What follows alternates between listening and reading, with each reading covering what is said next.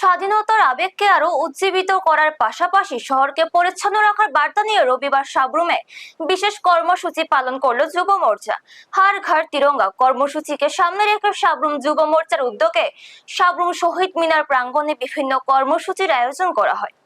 এই দিন প্রথমে শহীদ মিনারে পুষ্পার্ঘ্য অর্পণ করে দেশের স্বাধীনতার জন্য আত্মত্যাগ করা শহীদদের প্রতি শ্রদ্ধা জানানো হয়। এরপর শহীদ মিনার প্রাঙ্গণে ও আশেপাশের এলাকায় স্বচ্ছ ভারত অভিযানের আয়োজন করা হয়।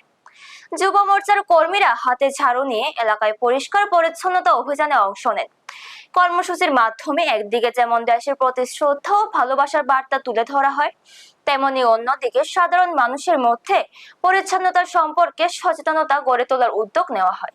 হর ঘর তিরঙ্গা কর্মসূচির মাধ্যমে স্বাধীনতার চেতনাকে ঘরে ঘরে পৌঁছে দেওয়ার পাশাপাশি সমাজের প্রতি দায়বদ্ধতার বার্তাও তুলে ধরা হয়। এই দিন কর্মসূচিতে যুব মোর্চার বিভিন্ন স্তরের কর্মী ও সমর্থকরা অংশগ্রহণ করেন।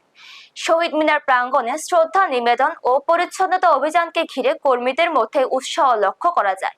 ব্যুরো রিপোর্ট, নিউজ তৎকাল 24।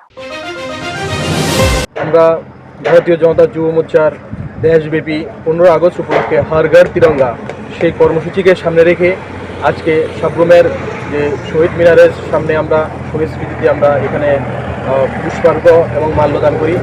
পাশাপাশি এখানে আমরা স্বচ্ছ ভারতে আমরা অংশগ্রহণ করি এবং আমাদের এই কর্মসূচি আগামী 13, 14, 15 তারিখ পর্যন্ত থাকবে এবং সাবরুমের প্রতিটা জায়গাতে আমরা ন্যাশনাল ফ্ল্যাগ দিয়ে আমরা সাজিয়ে তুলব এবং প্রত্যেক নাগরিকের মধ্যে